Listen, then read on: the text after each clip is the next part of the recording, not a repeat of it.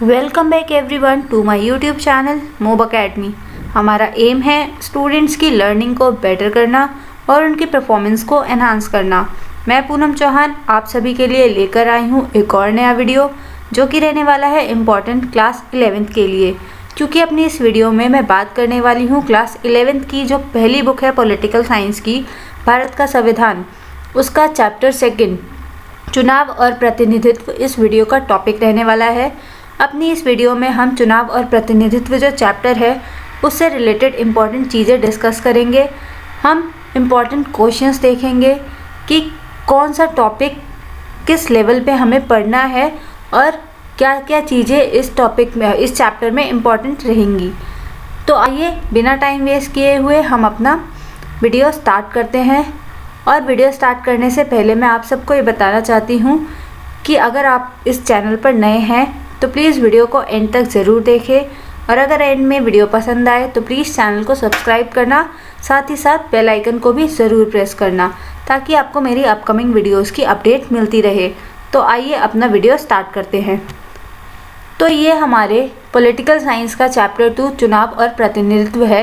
अगर आपने इस बुक का पहला चैप्टर नहीं देखा है तो वीडियो के डिस्क्रिप्शन बॉक्स में मैंने उसका लिंक प्रोवाइड कर दिया है, आप वहाँ से जाकर देख सकते हैं, या फिर मेरे चैनल की प्लेलिस्ट पे जाकर आप पॉलिटिकल साइंस की क्लास 11 की वीडियोस देख सकते हैं।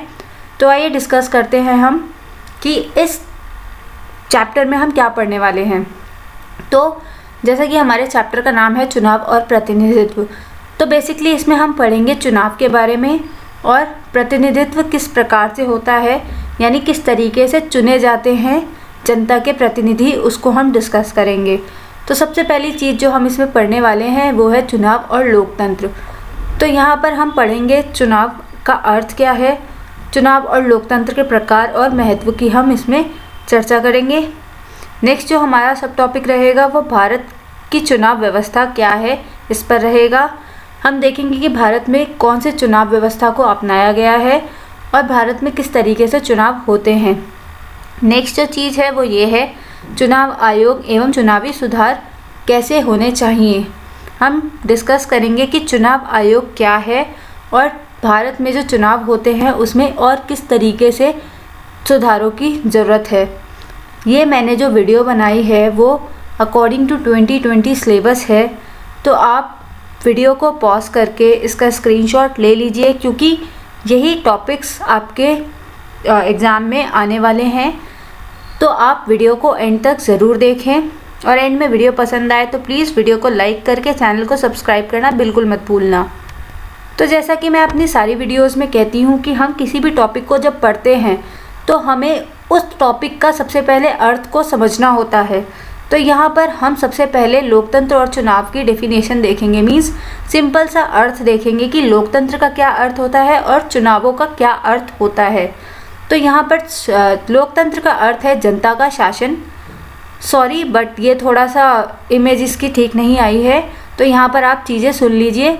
लोकतंत्र का अर्थ है जनता का शासन, मीन्स जनता अपने प्रतिनिधि को क्या करती है, चुनती है, और उसी तरीके से लोकतंत्र कायम रहता है। मीन्स जनता के जो प्रतिनिधि होते हैं वही क्या करते हैं, काम करते हैं। अब चुनाव क्या होता है, जैसे जनता अपने प्रतिनिधि को चुनती है तो वो चुनती किसके ज़रिए है, वो चुनती चुनावों के ज़रिए है। जनता द्वारा प्रतिनिधियों को चुनने की प्रक्रिया को चुनाव कहते हैं। क्लियर, मीन्स लोकतंत्र में चुनाव होते हैं। लोकतंत्र का अर्थ है जनता का शासन।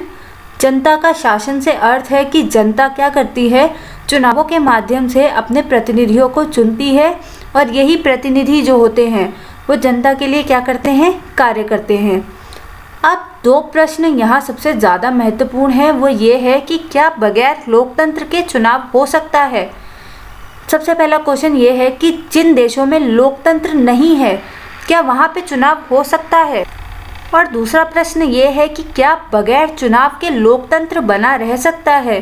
अगर कोई देश अपने आप को लोकतांत्रिक देश कहता है तो वहाँ चुनाव का महत्व होगा, क्योंकि क्वेश्चन ये है कि क्या बगैर चुनाव के लोकतंत्र बना रह सकता है।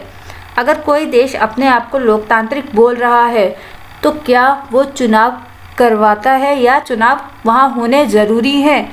इन प्रश्नों पर हम आगे डिस्कस करेंगे। उससे पहले हम लोकतंत्र के प्रकार देखेंगे कि लोकतंत्र के कितने प्रकार होते हैं। तो यहाँ पर मैंने लोकतंत्र के 2 प्रकार बताए हैं। लोकतंत्र यानी जनता का शासन। अब जनता, प्रत्यक्ष लोकतंत्र और अप्रत्यक्ष लोकतंत्र मीन्स जनता का जो शासन है, एक में जनता प्रत्यक्ष रूप से, डायरेक्ट रूप से हिस्सा लेगी और दूसरे में शासन चलाने के लिए अप्रत्यक्ष तरीके से हिस्सा लेगी। तो प्रत्यक्ष लोकतंत्र में जनता सरकार चलाने के लिए प्रत्यक्ष या सीधे तौर पर हिस्सा लेती है। इसका एक एग्जाम्पल है ग्राम सभा। यहाँ मैं आपको एग्जाम्पल के थ्रू ही क्लियर करती हूँ। जैसे मान लो हमें पता है कि ग्रामीण क्षेत्रों में जो गांव वाले क्षेत्र होते हैं वहाँ पर क्या होता है, ग्राम सभाएं होती हैं।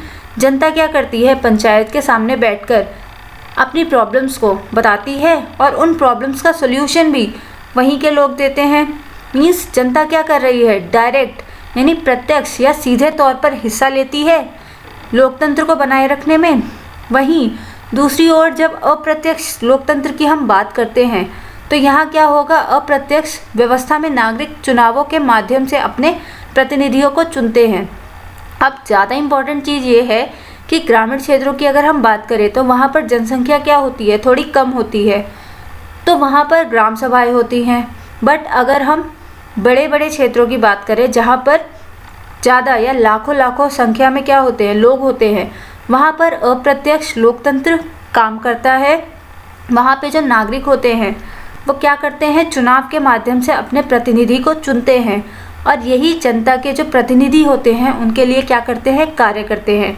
कौन कौन से कार्य, सामाजिक, आर्थिक, राजनीतिक तरीके से ये कार्य करते हैं। तो यहाँ मैंने अब आपको बताया लोकतंत्र के प्रकार।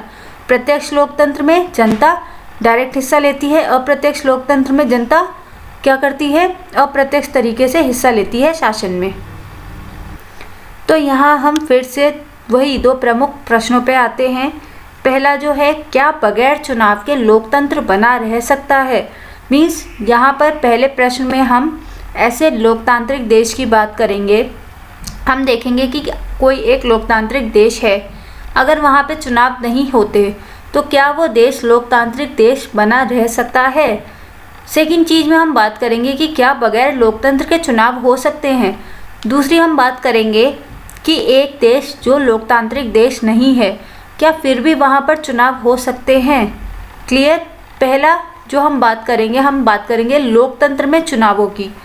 तो लोकतंत्र का अर्थ ही है क्या, जनता का शासन। तो लोकतंत्र में चुनाव का महत्व क्या होता है, बढ़ जाता है। क्लियर।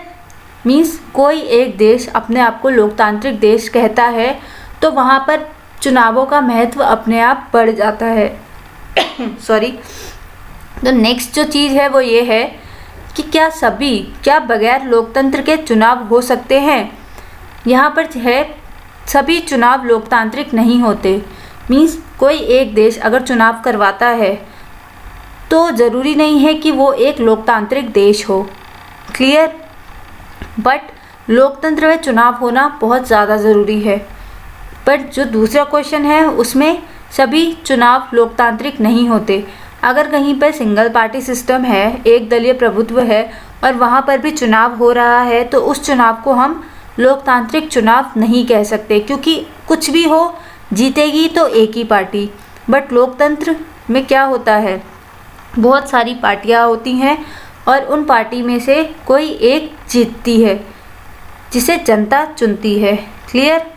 अब आगे हम और चीज़ देखते हैं। तो यहाँ हम अपने पहले क्वेश्चन से रिलेटेड चीज़ देखेंगे कि लोकतंत्र का अर्थ है जनता का शासन। लोकतंत्र में चुनावों का महत्व बहुत होता है। लोकतंत्र में बड़े स्तर पर जनता प्रत्यक्ष रूप से निर्णय या फैसला नहीं ले सकती, इसीलिए अपने प्रतिनिधियों को चुनती है। ये चीज़ मैंने पहले ही बता दी आपको कि लोकतंत्र में क्या होता है, अगर ज़्यादा जनसंख्या है, लाखों की जनसंख्या है लोगों की, तो जनता डायरेक्ट रूप से नहीं बल्कि अप्रत्यक्ष रूप से क्या करेगी, निर्णय लेगी और अपने प्रतिनिधि को चुनेगी और वही प्रतिनिधि क्या करेंगे, जनता के लिए कार्य करेंगे। तो नेक्स्ट चीज़ यही है कि जनता के ये प्रतिनिधि ही जनता के लिए क्या करेंगे, कार्य करेंगे। तो यहाँ पर हम कह सकते हैं कि क्या बगैर चुनाव के लोकतंत्र बना रह सकता है, ये जो क्वेश्चन मार्क है हम कह सकते हैं कि नहीं, लोकतंत्र कायम करने के लिए चुनाव बहुत ज़्यादा क्या होते हैं, ज़रूरी होते हैं। अब जो नेक्स्ट हमारा जो क्वेश्चन है वो ये है कि क्या बगैर लोकतंत्र के चुनाव हो सकते हैं। यहाँ पे देखा गया है कि सभी चुनाव लोकतांत्रिक नहीं होते, क्योंकि गैर लोकतांत्रिक देशों में भी चुनाव होते हैं। क्यों होते हैं? क्योंकि कुछ देश स्वयं को लोकतांत्रिक दिखाना चाहते हैं। मीन्स जो देश लोकतांत्रिक देश नहीं हैं वहाँ पर भी चुनाव होते हैं। क्यों? क्योंकि वो देश अपने आप को क्या दिखाना चाहते हैं, लोकतांत्रिक देश दिखाना चाहते हैं। तो यहाँ पे हमने लोकतंत्र से रिलेटेड, लोकतंत्र और चुनावों से रिलेटेड दो महत्वपूर्ण प्रश्नों को डिस्कस किया। अब हम आगे डिस्कस करेंगे भारत में चुनाव व्यवस्था कैसी है, हमारा नेक्स्ट सब टॉपिक है। हम देखेंगे कि भारत जो कि एक लोकतांत्रिक देश है, यहाँ पर क्या है, जनता अपने प्रतिनिधियों को चुनती है। मैंने बताया पहले ही कि लोकतंत्र का अर्थ क्या होता है, जनता का शासन, जिसमें जनता अपने प्रतिनिधियों को क्या करती है, चुनती है। हम जानते हैं कि भारत में हर 5 साल बाद क्या होते हैं, चुनाव होते हैं। भारत में जो चुनाव के लिए प्रणाली अपनाई गई है वो ये है सर्वाधिक वोट से जीत की प्रणाली। इसको हम आगे डिस्कस करेंगे। अब हम देखते हैं कि भारत में चुनाव कौन करवाता है। भारत में जो चुनाव करवाता है वो है चुनाव आयोग या इलेक्शन कमीशन। चुनाव आयोग की स्थापना जो हुई है वो 1950 में हुई है। पहले चुनाव आयुक्त जो रह चुके हैं हमारे वो हैं सुकुमार सेन। तो यहाँ हमने भारत में चुनाव व्यवस्था के बारे में मैंने आपको थोड़ा यहाँ पर पॉइंट्स लिखा है कि हमें सबसे पहले भारत के बारे में बताना है कि भारत एक लोकतांत्रिक देश है जहाँ पर जनता क्या करती है, अपने प्रतिनिधियों को चुनती है। यहाँ पर हर 5 साल बाद चुनाव होते हैं और जो प्रणाली अपनाई जाती है वो होती है सर्वाधिक वोट से जीत की प्रणाली। अब बात उठती है कि सर्वाधिक वोट से जीत की प्रणाली आखिर है क्या। तो भारत ने जो प्रणाली अपनाई है वो सिंपल सी है, क्योंकि यहाँ पर जनसंख्या क्या है, ज़्यादा है, तो लोगों को इजी रहे समझने के लिए, इसीलिए यहाँ पर मैंने लिखा है जिसको सबसे ज़्यादा वोट मिले वो जीत जाएगा। मतलब भारत में सर्वाधिक वोट से जीत की प्रणाली का क्या अर्थ है कि जिस पार्टी को सबसे ज़्यादा वोट मिलते हैं वो क्या होता है, जीत जाता है। इसे first past the post system कहा जाता है। ऐसा क्यों है, मतलब इस प्रणाली को क्यों अपनाया गया है, हम इस पर भी डिस्कस करते हैं। जैसा कि मैंने आप सबको पहले ही बताया कि भारत की अगर हम बात करें, यहाँ के लोगों की बात करें, तो यहाँ पे साक्षरता दर क्या है, कम है। यहाँ पर निरक्षर लोग ज़्यादा हैं। अब लोगों को समझने के लिए आसानी हो, इसलिए इस प्रणाली को अपनाया गया। मतलब हमें क्लियर हो जाएगा कि जो पार्टी सबसे ज़्यादा वोट जिसको मिल रहे हैं वो जीत रही है। एक पढ़े लिखे को भी और एक अनपढ़ को भी, यहाँ मैं अनपढ़ वर्ड नहीं यूज़ करूँगी, मीन्स एक साक्षर व्यक्ति और एक जो पढ़ा लिखा नहीं है उसको भी क्या हो, इजी तरीके से चीज़ें समझ आ जाए। तो इसलिए क्या किया गया, इस सिस्टम को अपनाया गया कि जिस भी पार्टी को सबसे ज़्यादा वोट मिल रहे हैं वो जीत जाएगी। और दूसरी चीज़, जैसा कि मैंने आपको बताया कि भारत की जनसंख्या क्या है, बहुत ज़्यादा है, तो इस कारण भी, भारत की जनसंख्या ज़्यादा होने के कारण भी किसी और प्रणाली को ना अपना के इसी प्रणाली को अपनाया गया। क्यों? क्योंकि जिसको सबसे ज़्यादा वोट मिलेंगे ये लोगों को समझने में आसानी रहेगी। तो भारत के संविधान में ऐसा कहा गया है कि जो चुनाव होंगे उसमें सर्वाधिक वोट की प्रणाली को अपनाया जाएगा। बात यहाँ याद रखना कि सर्वाधिक वोट की प्रणाली को first past the post system भी कहा जाता है। इस पर एक क्वेश्चन आता है, इसका मीनिंग पूछा जा सकता है, तो आपको लिखना है कि जिस पार्टी को भी सबसे ज़्यादा वोट मिलते हैं वो जीत जाएगी। ऐसा इस प्रणाली के अकॉर्डिंग होता है। नेक्स्ट हमारा जो सब टॉपिक है वो ये है भारत में निर्वाचन आयोग या चुनाव आयोग। हमने अभी चुनावों के बारे में पढ़ा, अब हम देखेंगे कि चुनाव करवाता कौन है। तो पहले भी मैं बता चुकी हूँ कि चुनाव आयोग की स्थापना 1950 में हुई थी। यहाँ पे मैंने एग्जैक्ट डेट लिख दी है कि 25 जनवरी 1950 को चुनाव आयोग या भारत में निर्वाचन आयोग की स्थापना की गई थी। इसे राष्ट्रीय मतदाता दिवस के रूप में अब मनाया जाता है। पहले चुनाव आयुक्त जो थे हमारे वो थे सुकुमार सेन।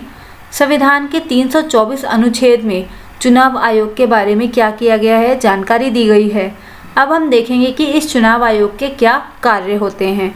तो सबसे पहला कार्य चुनाव आयोग का जो है वो ये है कि स्वतंत्र एवं निष्पक्ष चुनाव करवाना। तो चुनाव आयोग का जो सबसे प्रमुख कार्य है वो यही है कि स्वतंत्र और निष्पक्ष चुनाव करवाए। स्वतंत्र का मतलब ये है कि चुनाव आयोग पर किसी भी पॉलिटिकल पार्टी का दबाव ना हो और वो हर पॉलिटिकल पार्टीज़ को एक ही तरीके से देखे, यानी स्वतंत्र और निष्पक्ष चुनाव करवाना सबसे पहला काम होता है किसका, चुनाव आयोग का। दूसरा काम होता है मतदाता सूची को तैयार करवाना एवं प्रयत्न करना है कि सभी मतदाताओं के नाम सूची में हो। दूसरा कार्य क्या है कि मतदाता सूची को तैयार करना। आपने देखा होगा कि आपके पेरेंट्स के आइडेंटिटी कार्ड होते हैं और जब भी चुनाव होता है एक लिस्ट आती है हमारे पेरेंट्स के पास, या अब तो हम भी वोट डालते हैं, अगर आप लोग भी वोट डालते होंगे तो आपके घर पर एक लिस्ट आती है। तो चुनाव आयोग का कार्य ही यही होता है कि मतदाता सूची को तैयार करवाए और मतदाता सूची को न केवल तैयार करवाए बल्कि जो नए यंगस्टर अब जो 18+ हो चुके हैं उन सभी मतदाताओं के नाम को भी उस सूची में क्या करे, ऐड करे। ये चुनाव आयोग के कार्य होते हैं। दूसरा कार्य यह है कि चुनाव करवाना, जैसे कि चुनाव अधिघोषणा, नामांकन प्रक्रिया आरंभ करने की तिथि। मीन्स चुनाव की अधिघोषणा मीन्स अब चुनाव होंगे, नामांकन प्रक्रिया मीन्स किस तारीख तक लोग अपने को नामांकित कर सकते हैं चुनाव के लिए, उसकी तिथि को क्या करता है, ये बताता है। दूसरी चीज़ मतदान की तिथि बताता है कि मत कब होंगे, यानी मतदान, वोटिंग कब होगी, मतगणना कब होगी और चुनाव के नतीजों की घोषणा कब होगी। ये सारी चीज़ें चुनाव आयोग ही बताता है। नेक्स्ट जो चीज़ है वो राजनीतिक दलों को मान्यता देता है कि कौन से पॉलिटिकल पार्टीज़ मान्य है या अमान्य है, उनको वो चुनाव चिन्ह भी प्रदान करता है। तो हमने देखा चुनाव आयोग की स्थापना कब हुई, पहले चुनाव आयुक्त कौन थे, सुकुमार सेन। ये सबसे ज़्यादा इम्पॉर्टेंट क्वेश्चन है। नेक्स्ट ये भी पूछ सकता है कि कौन से अनुच्छेद में, संविधान के कौन से अनुच्छेद में चुनाव आयोग के बारे में बताया गया है। प्लस चुनाव आयोग के कार्य भी बहुत ज़्यादा इम्पॉर्टेंट है। तो आप वीडियो को पॉज करके इन पॉइंट्स को स्क्रीनशॉट ले सकते हैं, आपके लिए ही हेल्पफुल रहेगा। अगर आपको वीडियो पसंद आ रहा है तो प्लीज़ वीडियो को लाइक करना और चैनल को सब्सक्राइब करना बिल्कुल मत भूलना। नेक्स्ट हमारा जो सब टॉपिक है वो है चुनाव सुधार। इन चुनाव सुधारों के बारे में मैंने अपने इस वीडियो में कुछ पॉइंट्स लिखे हैं। सबसे पहला पॉइंट ये है कि चुनाव राजनीति में धन के असर को नियंत्रित करने हेतु ज़्यादा कठोर प्रावधान होने चाहिए। कहने का मतलब ये है, जैसा कि आजकल हम देखते हैं कि जब भी इलेक्शन आते हैं पॉलिटिकल पार्टीज़ क्या करती हैं, पैसों का बहुत ज़्यादा मिसयूज़ करती हैं। क्लियर। तो इस तरीके के कार्य को रोकने के लिए चुनाव आयोग को क्या करना चाहिए, ज़्यादा से ज़्यादा कठोर प्रावधान बनाने चाहिए। दूसरा हमारा जो पॉइंट है वो वुमेन एम्पावरमेंट से रिलेटेड है। दूसरा पॉइंट क्या है, संसद तथा विधानसभाओं में 1/3 सीटों पर स्त्रियों को चुनने के लिए खास प्रावधान बनाए जाए। जैसा कि हम सब जानते हैं कि संसद में स्त्रियों के लिए क्या है, सीटें आरक्षित की गई हैं, पर यहाँ कहा गया है कि स्त्रियों को चुनने के लिए खास प्रावधान बनाए जाएं। कहने का मतलब ये है कि जो सीटें स्त्रियों के लिए आरक्षित की गई हैं उन सीटों पर भी क्या होता है, वो खाली रह जाती हैं या फिर कोई मेल कैंडिडेट आ जाते हैं। तो ऐसा बोला गया है कि संसद तथा विधानसभाओं में जो 1/3 सीटें हैं उन पर स्त्रियों को चुनने के लिए खास प्रावधान बनाए जाने चाहिए, ताकि ज़्यादा से ज़्यादा स्त्रियां अपने आप को क्या करें, एनरोल करें चुनाव के लिए। नेक्स्ट जो चीज़ है वो ये है, चुनाव प्रचार में जाति धर्म के नाम पर की जाने वाली किसी भी अपील को पूरी तरह से प्रतिबंधित कर देना चाहिए। मीन्स जो पॉलिटिकल पार्टीज़ हैं जब वो अपना प्रचार करती हैं, चुनावी प्रचार, तो उसमें उन्हें जाति और धर्म के आधार पर प्रचार प्रसार नहीं करना चाहिए। ऐसा अगर कोई करता है तो इस बात को पूरी तरीके से प्रतिबंधित कर देना चाहिए चुनाव आयोग को। ऐसी बात चुनाव सुधार में कही गई है। नेक्स्ट जो पॉइंट है वो अब देखते हैं हम क्या है। नेक्स्ट हमारा जो पॉइंट है, जिस उम्मीदवार के खिलाफ फौजदार का मुकदमा हो उसे चुनाव लड़ने से रोक दिया जाना चाहिए, चाहे उसके खिलाफ न्यायालय में अपील कर रखी हो। तो कहने का मतलब ये है कि कोई एक उम्मीदवार चुनाव के लिए नामांकन करना चाहता है पर उस पर किसी तरीके का क्रिमिनल मुकदमा चल रहा है, तो उसे चुनाव लड़ने से पूरी तरीके से क्या कर देना चाहिए, रोक देना चाहिए, भले ही उसने न्यायालय में उसके खिलाफ अपील कर रखी हो। इससे क्या होगा कि क्रिमिनल बैकग्राउंड वाले जो लोग होंगे वो राजनीति में हिस्सा नहीं ले पाएंगे। क्लियर? जो नेक्स्ट चीज़ है वो ये है, राजनीतिक दलों के कार्य को नियंत्रित करने हेतु उनकी कार्यविधि को और ज़्यादा पारदर्शी और लोकतांत्रिक बनाने हेतु एक कानून होना चाहिए। यहाँ पर एक ऐसे कानून बनाने की बात की जा रही है जिससे कि लोगों को पता चल सके कि जो राजनीतिक दल हैं वो किस तरीके से कार्य कर रहे हैं और उनके कार्य को नियंत्रित करने हेतु उनकी जो कार्य करने की तरीका है उसको और ज़्यादा पारदर्शी और लोकतांत्रिक क्या कर देना चाहिए, बनाने के लिए एक कानून को बनाया जाना चाहिए। तो कहने का सिंपल सा मतलब ये है कि जो राजनीतिक दल हैं उनके कार्य को देखने के लिए ऐसे कानून बनाए जाने चाहिए जिससे कि राजनीतिक दल क्या हो, एक लिमिट में रहकर काम करें और वो जो भी काम कर रहे हैं उसमें पारदर्शिता होनी चाहिए। तो यहाँ होता है हमारा ये टॉपिक एंड। हमारे इस चैप्टर के सारे टॉपिक्स कवर अप हो चुके हैं। सबसे पहले हमने डिस्कस किया क्या कि चुनाव व्यवस्था क्या है, हमने लोकतंत्र और चुनावों के बारे में बात की, हमने चुनाव आयोग देखा क्या है, चुनाव आयोग के कार्य देखे, भारत में चुनाव आयोग किस तरीके से कार्य करता है वो देखा, भारत में चुनाव प्रणाली किस तरीके की अपनाई जाती है हमने वो चीज़ देखी।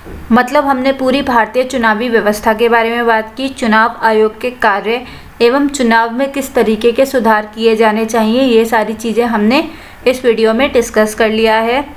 अगर आपको ये वीडियो पसंद आया हो तो प्लीज़ वीडियो को लाइक करना और चैनल को सब्सक्राइब करना बिल्कुल मत भूलें और साथ ही साथ बेल आइकन को भी प्रेस करें ताकि आपको मेरी अपकमिंग वीडियोस की अपडेट मिलती रहे। Thank you so much. मिलते हैं अपने नेक्स्ट वीडियो में।